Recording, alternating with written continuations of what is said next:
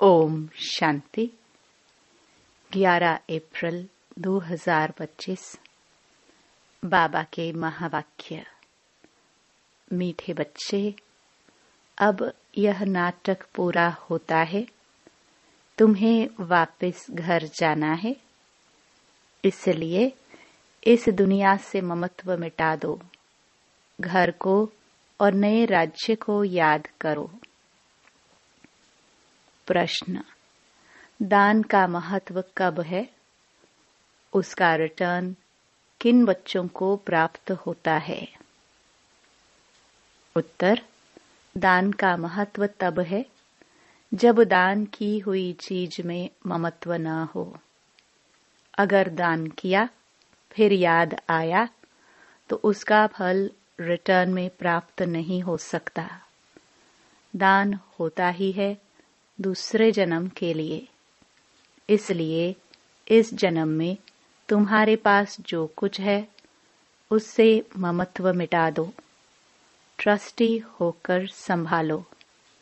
यहाँ तुम जो ईश्वरीय सेवा में लगाते हो, हॉस्पिटल व कॉलेज खोलते हो, उससे अनेकों का कल्याण होता है। उसके रिटर्न में 21 जन्मों के लिए मिल जाता है। ओम शांति। बच्चों को अपना घर और अपनी राजधानी याद है। यहाँ जब बैठते हो तो बाहर के घर घाट, धंधे धोरी आदि के ख्यालात नहीं आने चाहिए। बस अपना घर ही याद आना है। अब इस पुरानी दुनिया से नई दुनिया में रिटर्न है।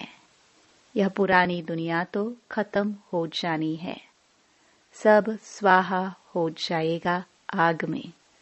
जो कुछ इन आंखों से देखते हो, मित्र संबंधी आदि, ये सब खत्म हो जाना है। यह ज्ञान बाप ही रूहों को समझाते हैं। बच्चों, अब वापस अपने घर चलना है। नाटक पूरा होता है। यह है ही 5000 वर्ष का चक्र। दुनिया तो है ही, परंतु उनको चक्कर लगाने में 5000 वर्ष लगते हैं। जो भी आत्माएं हैं सब वापस चली जाएंगी। यह पुरानी दुनिया ही खत्म हो जाएगी। बाबा बहुत अच्छी तरह हर एक बात समझाते हैं। कोई मनहूस होते हैं तो मुफ्त अपनी जायदाद गवा बैठते हैं। भक्ति मार्ग में दान पुण्य तो करते हैं ना। कोई ने धर्मशाला बनाई, कोई ने हॉस्पिटल बनाई। बुद्धि में समझते हैं इनका फल दूसरे जन्म में मिलेगा। बिगर कोई आश अनासक्त हो कोई करे, ऐसा होता नहीं है। बहुत कहते हैं फल की चाहना हम नहीं रखते हैं, परंतु नहीं, फल अवश्य मिलता है। समझो, कोई के पास पैसा है, उनसे धर्माऊ दे दिया तो बुद्धि में यह रहेगा हमको दूसरे जन्म में मिलेगा। अगर ममत्व गया, मेरी यह चीज है ऐसा समझा, तो फिर वहां नहीं मिलेगा। दान होता ही है दूसरे जन्म के लिए। जबकि दूसरे जन्म में मिलता है तो फिर इस जन्म में ममत्व क्यों रखते? इसलिए ट्रस्टी बनाते हैं तो अपना ममत्व निकल जाए। कोई अच्छे साहूकार के घर में जन्म लेते हैं तो कहेंगे उसने अच्छे कर्म किए हैं। कोई राजा रानी के पास जन्म लेते हैं क्योंकि दान पुण्य किया है, परंतु वह है अल्पकाल, एक जन्म की बात। अभी तो तुम यह पढ़ाई पढ़ते हो, जानते हो इस पढ़ाई से हमको यह बनना है तो दैवी गुण धारण करना है। यहाँ दान जो करते हो उनसे यह रूहानी यूनिवर्सिटी, हॉस्पिटल खोलते हैं। दान किया तो फिर उनसे ममत्व मिटा देना चाहिए, क्योंकि तुम जानते हो हम भविष्य 21 जन्म के लिए बाप से लेते हैं। यह बाप मकान आदि बनाते हैं, यह तो टेम्पररी है, नहीं तो इतने सब बच्चे कहाँ रहेंगे। देते हैं सब शिव बाबा को, धनी वह है, वह इनके द्वारा यह कराते हैं। शिव बाबा तो राज्य नहीं करता, खुद है ही दाता, उनका ममत्व किसमें होगा। अभी बाप श्रीमत देते हैं कि मौत सामने खड़ा है, आगे तुम किसको देते थे तो मौत की बात नहीं थी। अब बाबा आया है तो पुरानी दुनिया ही खत्म होनी है। बाप कहते हैं मैं आया ही हूँ इस पतित दुनिया को खत्म करने। इस रुद्र यज्ञ से सारी पुरानी दुनिया स्वाहा होनी है। जो कुछ अपना भविष्य बनाएंगे तो नई दुनिया में मिलेगा, नहीं तो यहाँ ही सब कुछ खत्म हो जाएगा, कोई न कोई खा जाएगा। आजकल मनुष्य उधार पर भी देते हैं, विनाश होगा तो सब खत्म हो जाएंगे, कोई किसको कुछ देगा नहीं, सब रह जाएगा। आज अच्छा है, कल देवाला निकाल देते, कोई को भी कुछ पैसा मिलने का नहीं है। कोई को दिया वह मर गया, फिर कौन बैठ रिटर्न करते हैं। तो क्या करना चाहिए। भारत के 21 जन्मों के कल्याण लिए, फिर अपना 21 जन्मों के कल्याण के लिए उसमें लगा देना चाहिए। तुम अपने लिए ही करते हो, जानते हो श्रीमत पर हम ऊंच पद पाते हैं, जिससे 21 जन्म सुख शांति मिलेगी। इनको कहा जाता है अविनाशी बाबा की रूहानी हॉस्पिटल और यूनिवर्सिटी, जिससे हेल्थ, वेल्थ और हैप्पीनेस मिलती है। कोई को हेल्थ है, वेल्थ नहीं तो हैप्पीनेस रह नहीं सकती। दोनों है तो हैप्पी भी रहते हैं। बाप तुमको 21 जन्मों के लिए दोनों देते हैं। वो 21 जन्मों के लिए जमा करना है। बच्चों का काम है युक्ति रचना। बाप के आने से गरीब बच्चों की तकदीर खुल जाती है। बाप है ही गरीब निवास, साहूकारों की तकदीर में ही यह बातें नहीं है। इस समय भारत सबसे गरीब है। जो साहूकार था वही गरीब बना है। इस समय सब पापात्माएं हैं। जहाँ पुण्य आत्मा है वहाँ पाप आत्मा एक भी नहीं। वह है सतयुग सतो प्रधान, यह है कलयुग तमो प्रधान। तुम अभी पुरुषार्थ कर रहे हो सतो प्रधान बनने का। बाप तुम बच्चों को स्मृति दिलाते हैं तो तुम समझते हो बरोबर हम ही स्वर्गवासी थे, फिर हमने 84 जन्म लिए हैं, बाकी 84 लाख योनियां तो गपोड़ा है। क्या इतना जन्म जानवर योनि में रहे? यह पिछाड़ी का मनुष्य का मर्तबा है। क्या अब वापस जाना है? अब बाप समझाते हैं मौत सामने खड़ा है। 40-50 हजार वर्ष है नहीं। मनुष्य तो बिल्कुल घोर अंधियारे में है। इसलिए कहा जाता है पत्थर बुद्धि। अभी तुम पत्थर बुद्धि से पारस बुद्धि बनते हो। यह बातें कोई सन्यासी आदि थोड़ी बता सकते हैं। अब तुमको बाप स्मृति दिलाते हैं कि वापस जाना है। जितना हो सके अपना बैगेज ट्रांसफर कर दो। बाबा यह सब लो, हम सतयुग में 21 जन्म के लिए पालेंगे। यह बाबा भी तो दान पुण्य करते थे, बहुत शौक था। व्यापारी लोग 2 पैसा धर्माऊ निकालते हैं, बाबा 1 आना निकालते थे।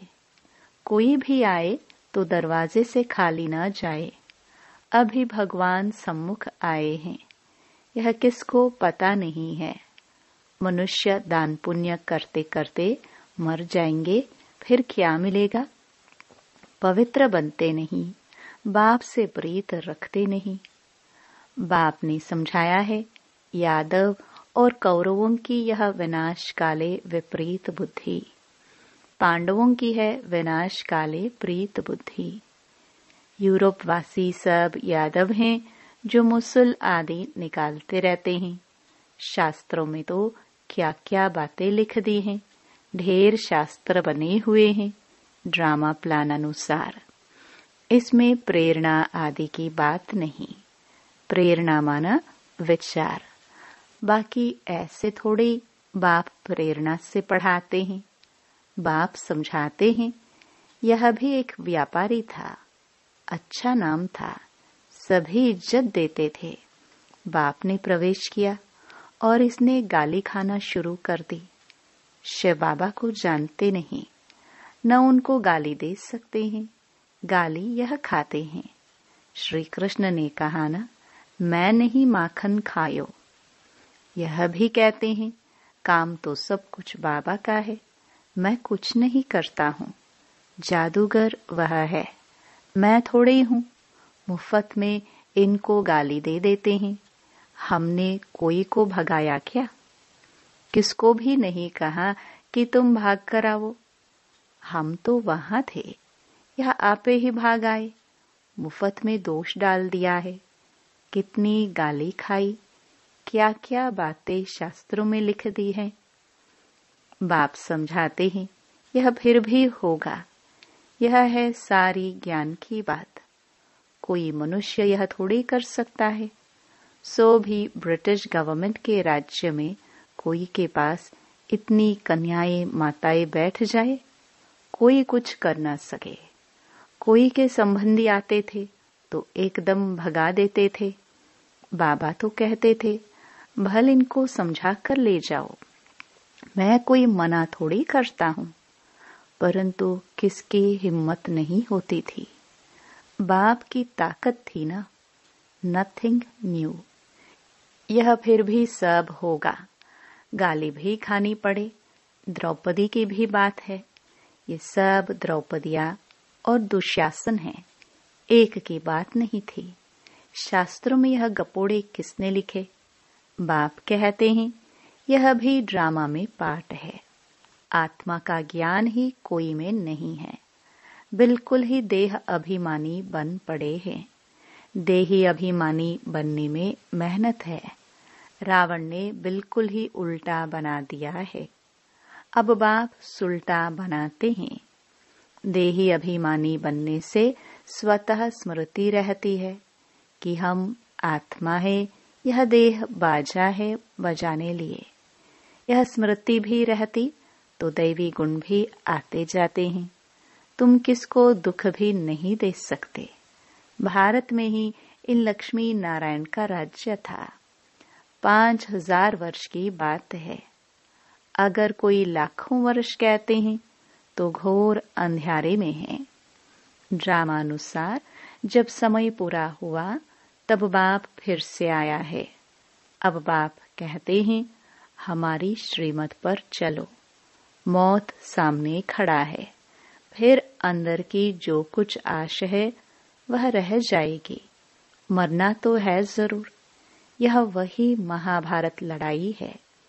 जितना अपना कल्याण कर सको उतना अच्छा है, नहीं तो तुम हाथ खाली जाएंगे। सारी दुनिया हाथ खाली जानी है। सिर्फ तुम बच्चे भरतू हाथ अर्थात धनवान हो जाते हो। इसमें समझने की बड़ी विशाल बुद्धि चाहिए। कितने धर्म के मनुष्य हैं, हर एक की अपनी एक्ट चलती है। एक की एक्ट न मिले दूसरे से। सबके फीचर्स अपने अपने हैं। कितने सारे फीचर्स हैं, ये सब ड्रामा में नूंद है। वंडरफुल बातें हैं ना। अब बाप कहते हैं, अपने को आत्मा समझो। हम आत्मा 84 का चक्कर लगाती हैं। हम आत्मा इस ड्रामा में एक्टर हैं। इनसे हम निकल नहीं सकते, मोक्ष पा नहीं सकते। फिर ट्राई करना भी फालतू है। बाप कहते हैं, ड्रामा से कोई निकल जाए, दूसरा कोई ऐड हो जाए, यह हो नहीं सकता। इतना सारा ज्ञान सबकी बुद्धि में रह नहीं सकता। सारा दिन ऐसे ज्ञान में रमण करना है, एक घड़ी आधी घड़ी। यह याद करो, फिर उनको बढ़ाते जाओ। 8 घंटा भल स्थूल सर्विस करो, आराम भी करो। इस रूहानी गवर्नमेंट की सर्विस में भी टाइम दो। तुम अपनी ही सर्विस करते हो। यह है मुख्य बात। याद की यात्रा में रहो। बाकी ज्ञान से ऊंच पद पाना है। याद का अपना पूरा चार्ट रखो। ज्ञान तो सहज है, जैसे बाप की बुद्धि में है कि मैं मनुष्य सृष्टि का बीज रूप हूँ। इनके आदि मध्य अंत को जानता हूँ। हम भी बाबा के बच्चे हैं। बाबा ने यह समझाया है कैसे यह चक्कर फिरता है। उस कमाई के लिए भी तुम 8-10 घंटा देते हो ना। अच्छा ग्राहक मिल जाता है तो रात को भी उबासी नहीं आती है। उबासी दी तो समझा जाता है कि यह थका हुआ है। बुद्धि कहाँ बाहर भटकती होगी। सेंटर्स पर भी बड़ा खबरदार रहना है। जो बच्चे दूसरों का चिंतन नहीं करते हैं, अपनी पढ़ाई में ही मस्त रहते हैं, उनकी उन्नति सदा होती रहती है। तुम्हें दूसरों का चिंतन कर अपना पद भ्रष्ट नहीं करना है। Hear no evil, see no evil. कोई अच्छा नहीं बोलता है तो एक कान से सुन, दूसरे से निकाल दो। हमेशा अपने को देखना चाहिए, न कि दूसरों को। अपनी पढ़ाई नहीं छोड़नी चाहिए। बहुत ऐसे रूठ पड़ते हैं, आना बंद कर देते हैं, फिर आ जाते हैं। नहीं आएंगे तो जाएंगे कहाँ? स्कूल तो एक ही है। अपने पैर पर कुल्हड़ा नहीं लगाना है। तुम अपनी पढ़ाई में मस्त रहो, बहुत खुशी में रहो। भगवान पढ़ाते हैं, बाकी क्या चाहिए? भगवान हमारा बाप, टीचर, गुरु है। उनसे ही बुद्धि का योग लगाया जाता है। वह है सारी दुनिया का नंबर 1 माशुक, जो तुमको नंबर 1 विश्व का मालिक बनाते हैं। बाप कहते हैं तुम्हारी आत्मा बहुत पतित है, उड़ नहीं सकती, पंख कटे हुए हैं। रावण ने सभी आत्माओं के पंख काट दिए हैं। शिव बाबा कहते हैं मेरे बिगर कोई पावन बना नहीं सकता। सब एक्टर्स यहाँ हैं, वृद्धि को पाते रहते हैं, वापस कोई जाते नहीं।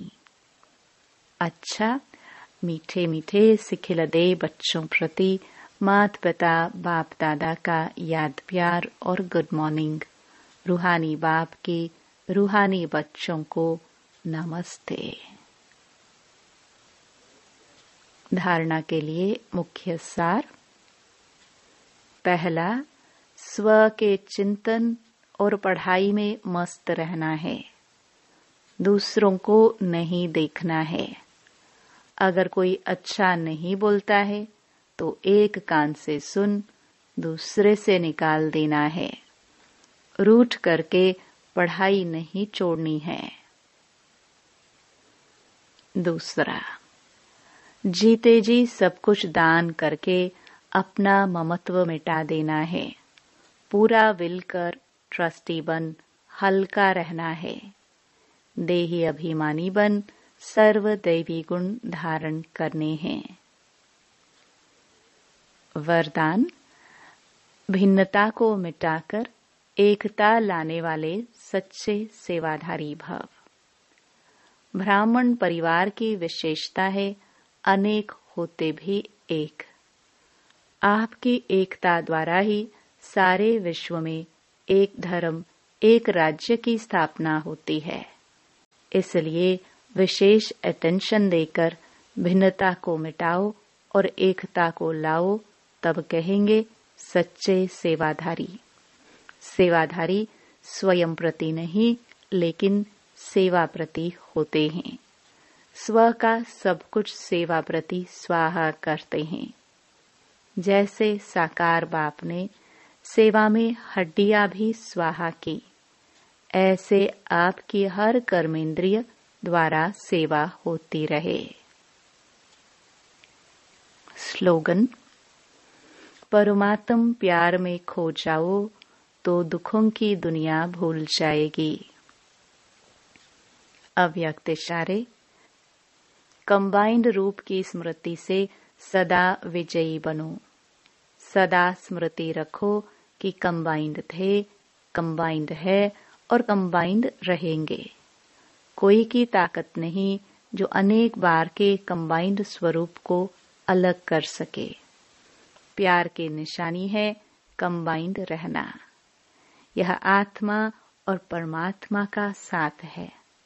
परमात्मा तो कहाँ भी साथ निभाता है और हर एक से कंबाइंड रूप से प्रीत की रीति निभाने वाला है। ओम शांति।